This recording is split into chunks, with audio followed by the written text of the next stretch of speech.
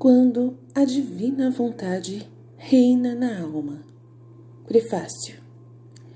O Catecismo da Igreja Católica, número 521, diz-nos: tudo o que Cristo viveu, Ele faz com que nós o possamos viver nele e que Ele o viva em nós. Tudo o que Cristo viveu, Ele faz com que nós o possamos viver nele e que Ele o viva em nós. Esta é a finalidade da nossa vida.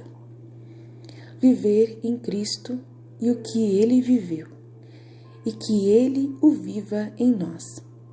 Todo o resto, sacramentos, orações, jejuns, mortificações, penitências, são meios para obter essa finalidade. E se não é obtida, nós os reduziremos a meios pouco fecundos. Não lhes deixaremos produzir o fruto completo. Esta é a finalidade da nossa vida, viver em Cristo e o que Ele viveu e o que Ele viva em nós. Todo o resto, sacramentos, orações, jejuns, mortificações, penitências são meios para obter essa finalidade. E se não é obtida, nós os reduziremos a meios pouco fecundos. Não lhes deixaremos produzir o fruto completo. Os escritos de Luísa levam-nos exatamente a este ponto. Repetir em nós a própria vida de Jesus. E fazem-nos, portanto, conhecer o que Jesus vive no seu interior. Fazem-nos conhecer como opera a sua vontade divina com a sua vontade humana. Verdadeiro Deus e verdadeiro homem.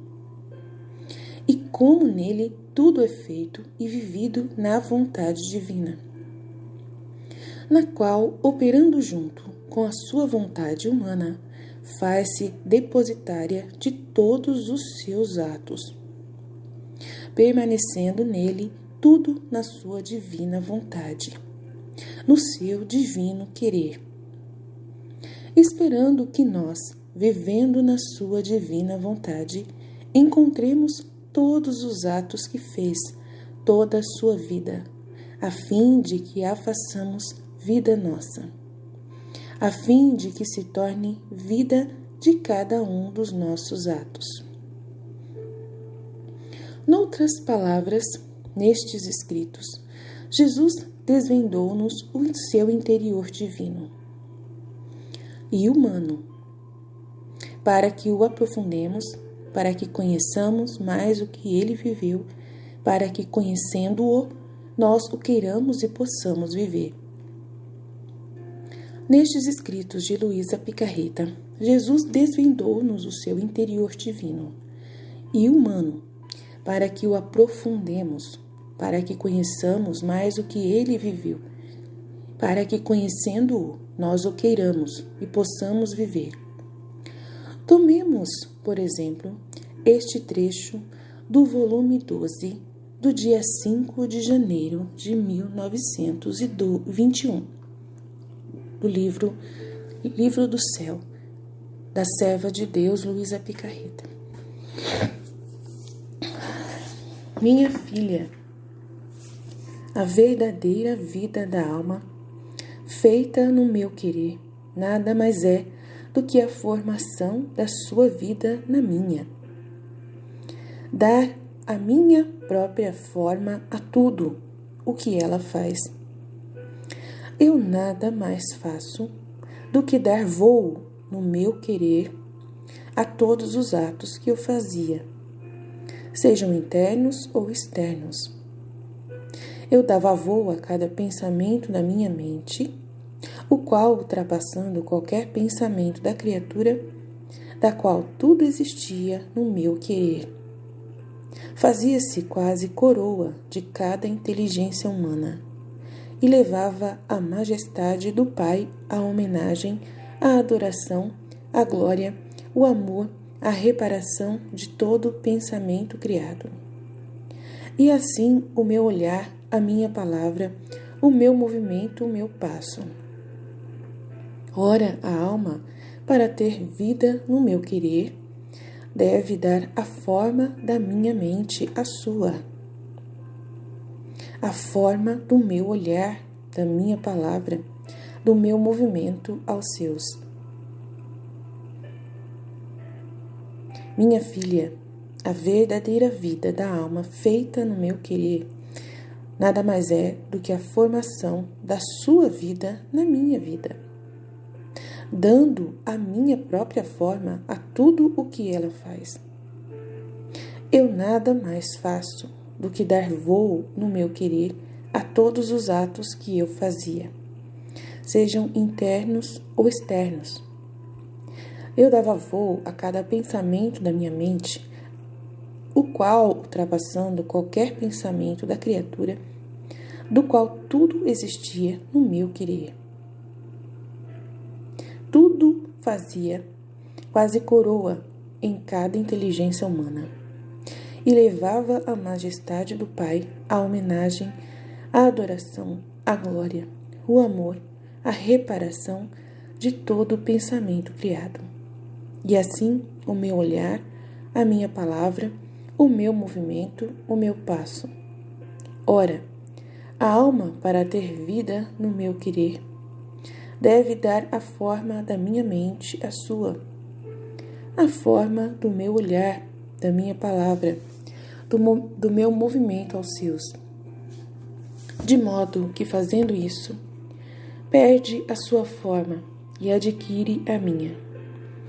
Nada mais faz do que dar contínuas mortes ao ser humano e contínua vida à vontade divina nela, a qual repetirá nela a minha vida com todos os bens que contém, com os meus mesmos modos, com os mesmos méritos, com a minha mesma santidade, com a minha mesma potência e etc.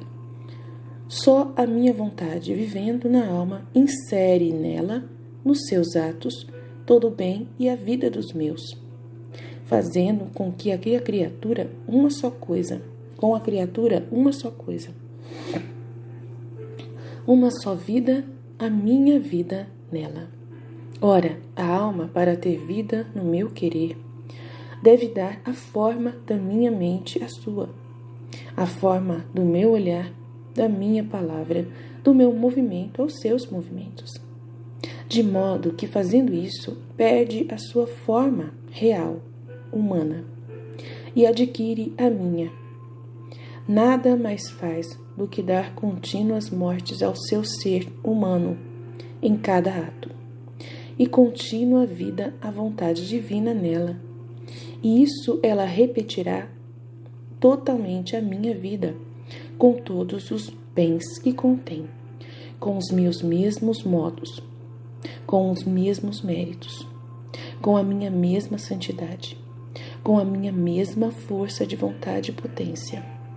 Só a minha vontade, vivendo numa alma, insere nela, nos seus atos, todo o bem e a vida dos meus atos, fazendo com que a criatura viva comigo uma só coisa, uma só vida, a minha vida nela.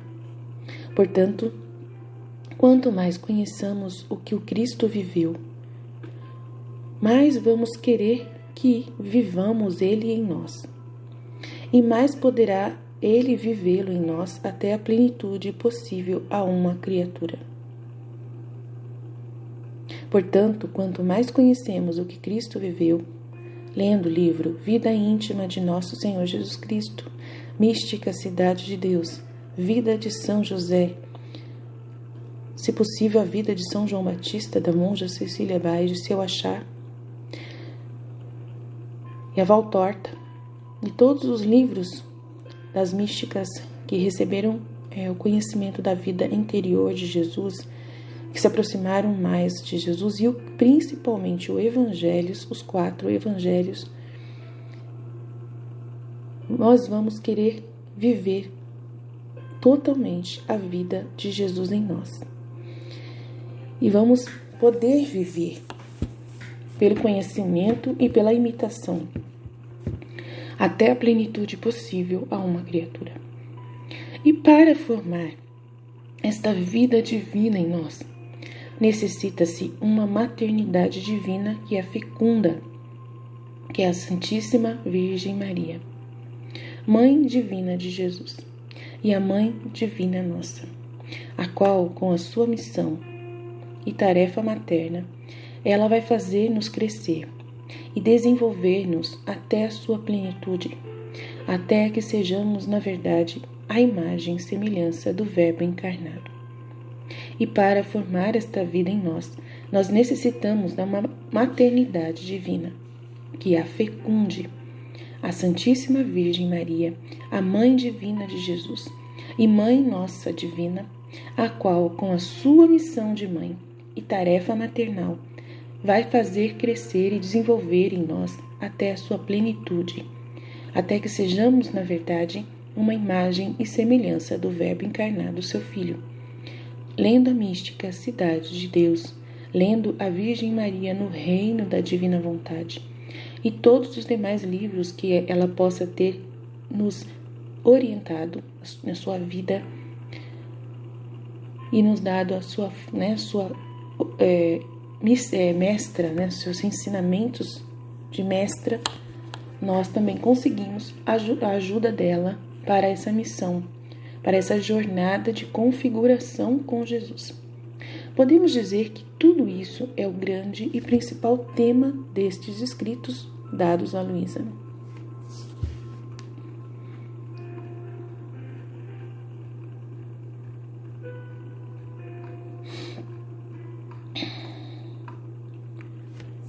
Os escritos de Luísa Picarreta.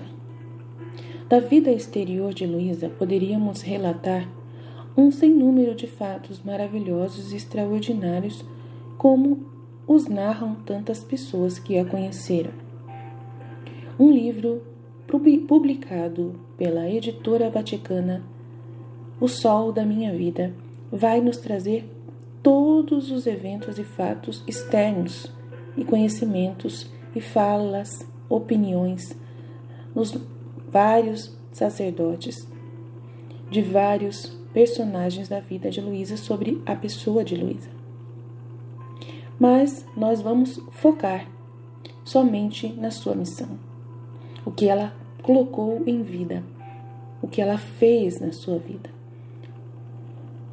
para que não possamos correr o risco de nos desviar para coisas secundárias, reduzindo a sua vida a uma série de episódios sem dúvida miraculosos, piedosos e edificantes, mas deixando de lado o mais importante de Luísa, que é o que a distingue de todas os demais e onde encontramos o seu verdadeiro retrato, assim como a sua missão. Então, quem é Luísa? Que fez na sua vida? Qual é a missão dela? As respostas a essas perguntas, respostas maravilhosas, encontram-se nos seus próprios escritos.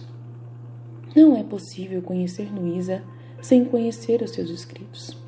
Eles trazem não somente o conhecimento da sua vida interior, mas também os canais pelos quais nos chega tanto conhecimento quanto a formação da sua vida em nós, a vida na divina vontade. Todavia, antes de nos debruçarmos sobre os escritos, queremos transcrever duas opiniões que deixaram e já mencionados padres Domingos Franzé e Gonçalo Valls, eis-los aqui. Paz e bem, reverendo Padre Palma. Há mais ou menos um ano, exatamente no passado mês de setembro, Vossa Reverendíssima entregava-me também, por parte de uma importante pessoa, 2 cópias do livro intitulado O Reino da Divina Vontade, com o fim de que eu desse um julgamento sobre essa obra, cujo autor se havia escondido no mais estrito anonimato. Pois bem, reverendo padre, como sabe, eu não me contentei só com ler o mencionado livro, mas também pretendi conhecer para melhor julgar o livro, a pessoa que o escreveu. Depois de ter lido as palavras e de ter falado com quem as escreveu, não me limitei só à minha convicção. Também procurei o parecer de alguns dentre os meus competentes confrades religiosos, de um dos quais lhe trago uma breve análise, tratando-se do padre Gonçalo Valls, professor de teologia neste nosso Colégio Internacional Santo Antônio e examinador delegado para a revisão dos nossos livros.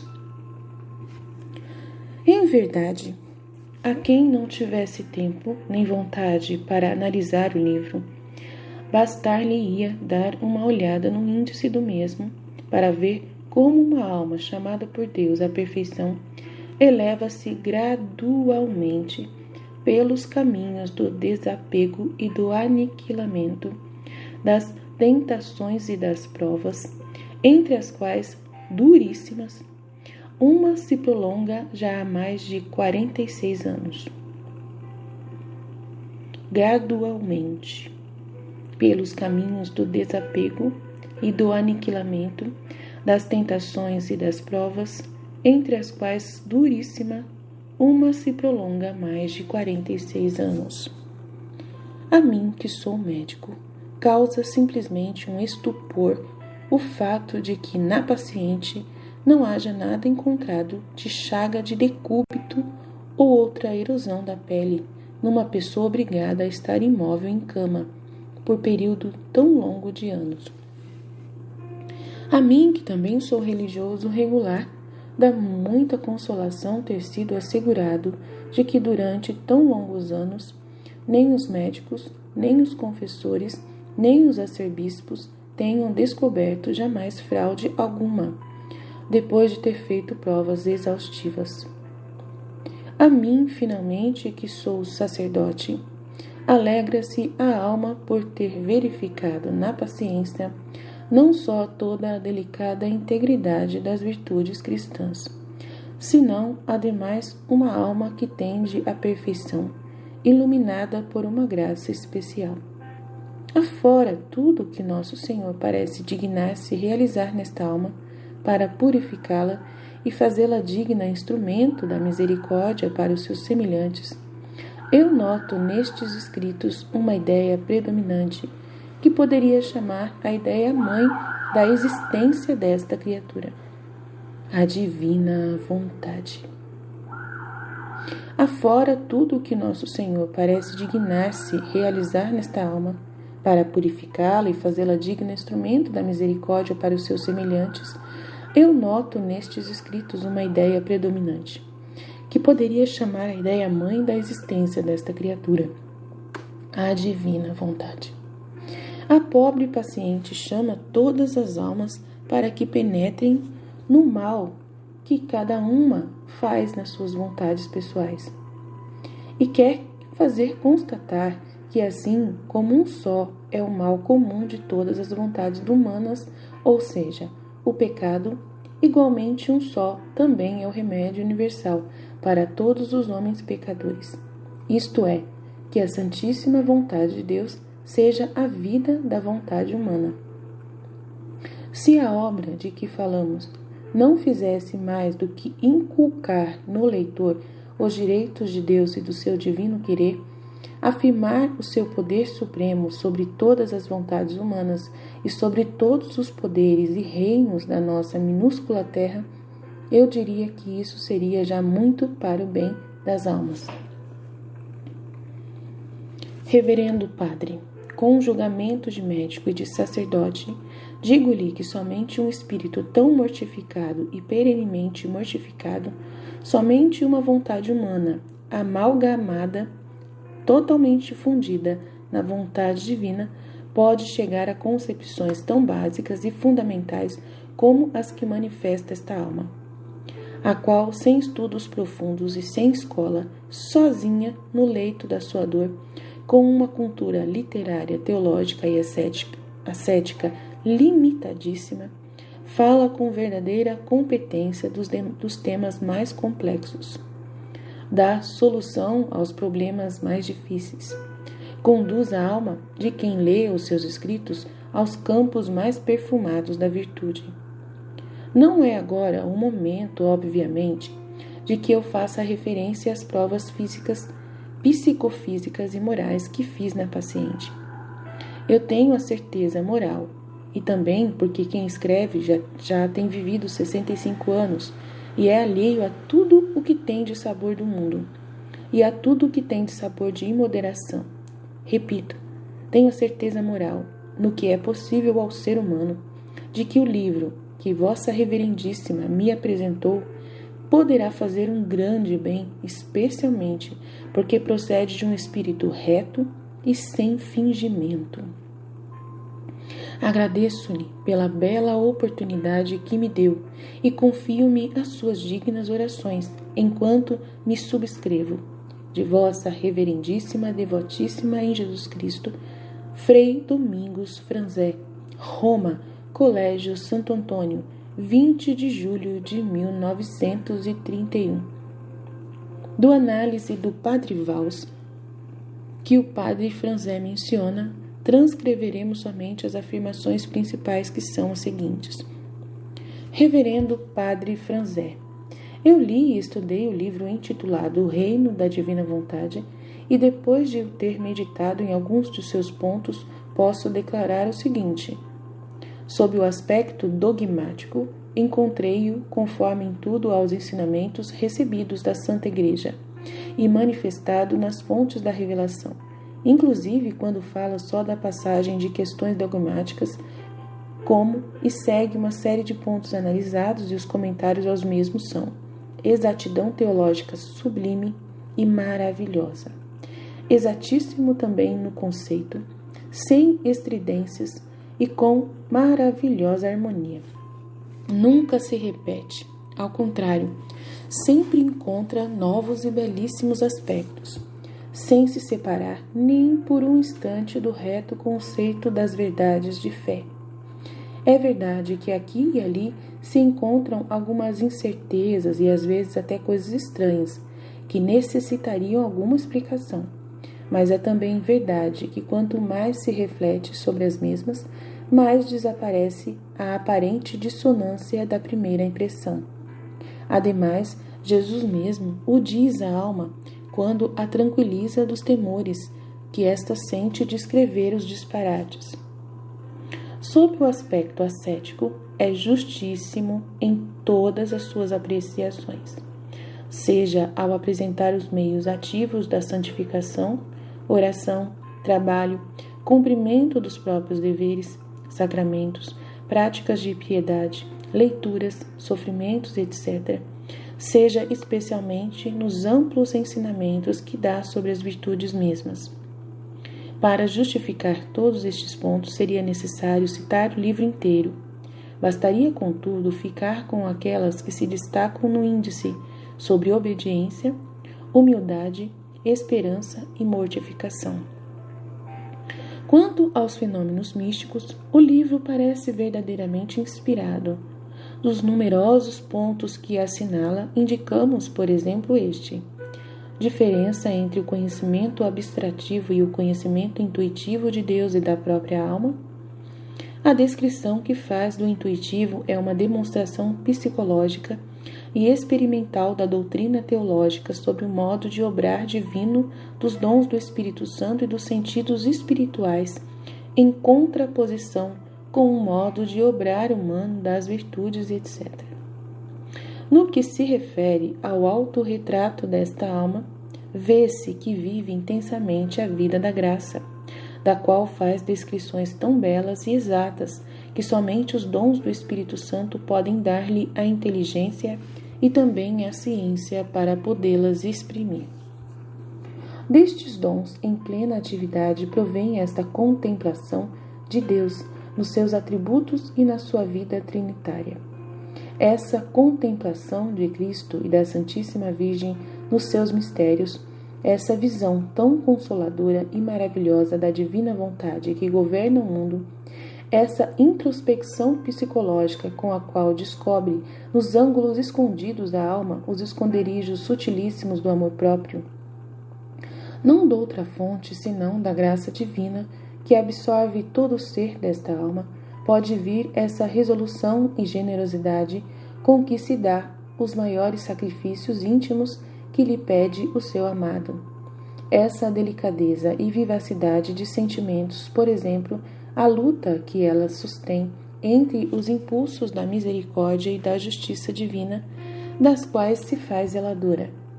Como convém a uma vítima, também a imensa caridade pelo próximo que brota e tem por fundamento o amor a Jesus, e que lhe faz defender as almas contra os castigos de Deus, pelo mesmo amor que Deus tem por elas. Permitiria, diz, que Deus castigasse os homens se com o mesmo golpe com que os fere, não atingisse a si mesmo em Cristo. E, sobretudo, só da graça pode vir essa substituição da própria vontade com a do Senhor, que a faz ficar em paz, segura e contente, em meio às maiores tribulações e sofrimentos, em meio à aridez espiritual e que constitui a missão particular desta alma. Também a este ponto acontecem de vez em quando algumas incoerências, como, por exemplo, as autoexaltações que pareciam exageradas, mas observe-se que junto a estas faz ressaltar sempre a graça de Deus, o dom de Deus, e que os mesmos favores afundam mais no seu nada.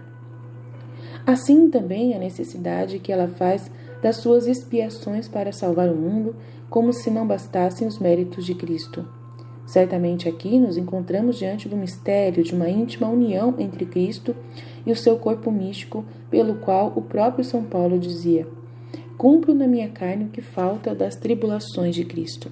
Ela se responsabiliza pela salvação, que é o que ela realmente recebeu de Jesus, para que ela pudesse viver realmente a vida de Jesus e responsabilizar-se com os seus méritos próprios, unidos aos de Jesus, para salvar o gênero humano.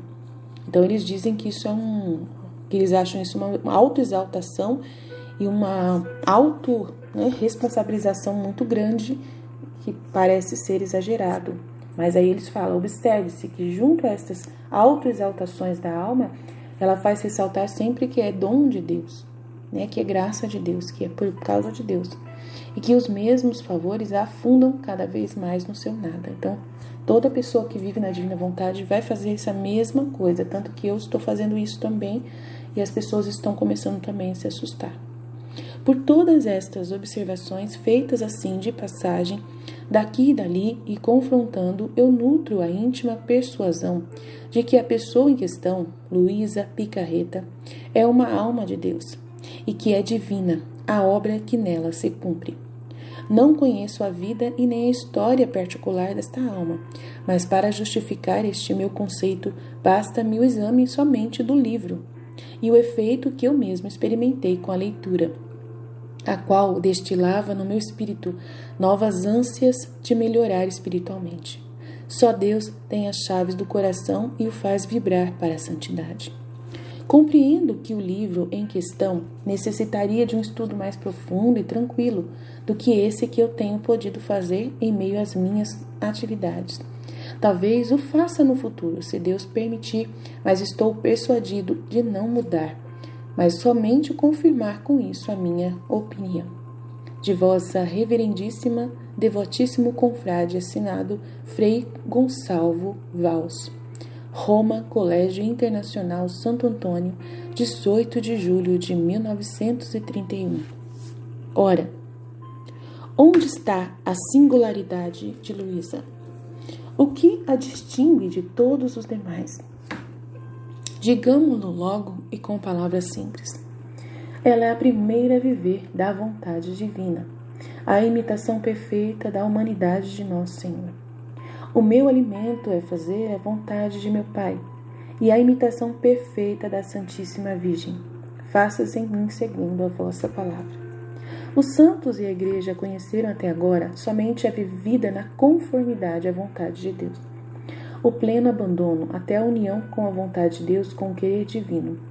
Podemos tomar, por exemplo, disso os conceitos de São Francisco de Sales ou de São Vicente de Paulo, E poderíamos citar centenas, mas baste com apenas estes. Na seguinte expressão: esvaziar-se de si mesmo e unir-se com a vontade de Deus tão completamente que não fique mais do que uma com a sua. Este, poderíamos dizer, é o ponto mais elevado humano, e a doutrina de Luísa traz uma diferença com essa união de vontades. Tomemos dos escritos dela mesma a resposta. No volume 14, capítulo 6 de outubro de 1922, ante essa pergunta de Luísa, de como fosse possível ser ela a primeira a viver no divino querer depois de tantos séculos e de tantos santos na igreja, o nosso Senhor responde: filha, ademais, é tão certo que eu te chamei por primeira, que a nenhuma outra alma, por mais que fosse querida por mim, manifestei-lhe o modo de viver no meu querer. Os efeitos disso, as maravilhas e os bens que recebe a criatura que age no querer supremo. Verifica quantas vidas de santos queiras, ou livros de doutrina.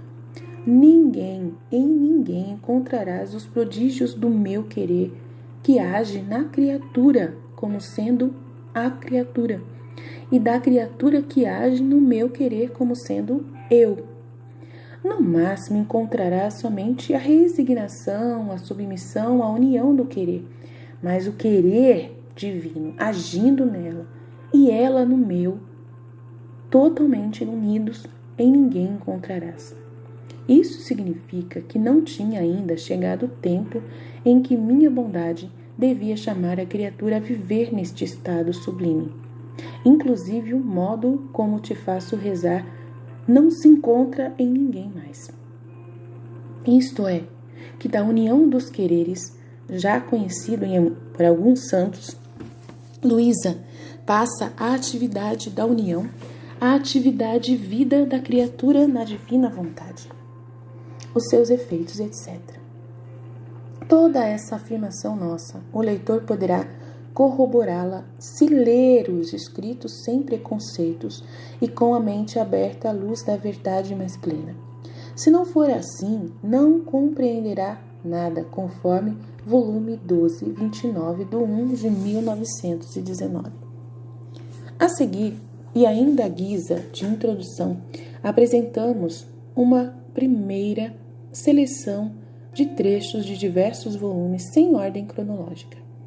A partir daí virá outra seleção em ordem cronológica, trazendo uma pedagogia crescente, ou seja, de conhecimentos e verdades menores vai passando a conhecimentos e verdades maiores, pelo que se recomenda ler, ao menos pela primeira vez em ordem, os títulos ou cabeçalhos dos capítulos não foram colocados por Luísa, e colocaram-se com a única intenção de identificar facilmente o conteúdo de cada um.